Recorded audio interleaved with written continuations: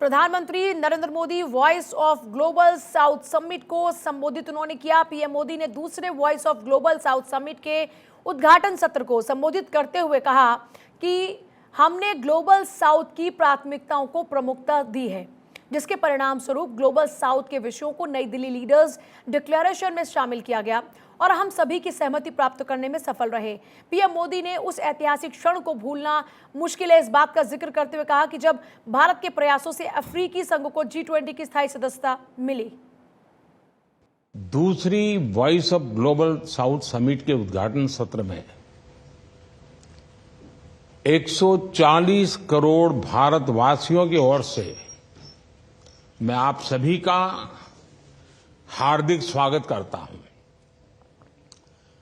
Voice of global south 21वीं सदी की बदलती हुई दुनिया का सबसे अनूठा मंच है।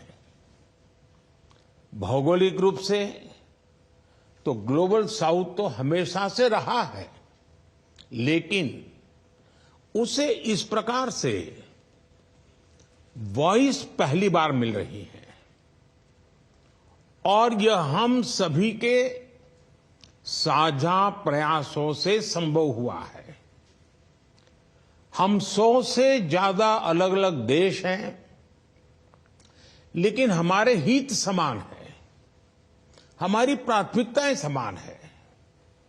फ्रेंड्स, पिछले वर्ष दिसंबर में जब भारत ने G20 की अध्यक्षता संभाली तो हमने इस फोरम में ग्लोबल साउथ के देशों की आवाज को आगे बढ़ाना अपना दायित्व माना।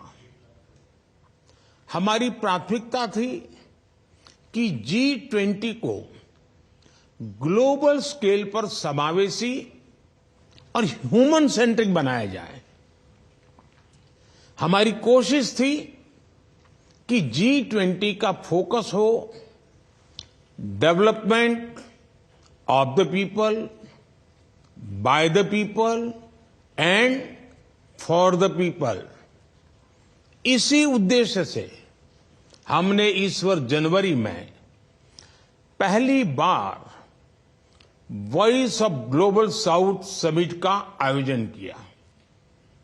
भारत के अलग अलग राज्यों में हुई G20 की 200 से अधिक बैठकों में हमने ग्लोबल साउथ की प्राथमिकताओं को प्रमुखता दी।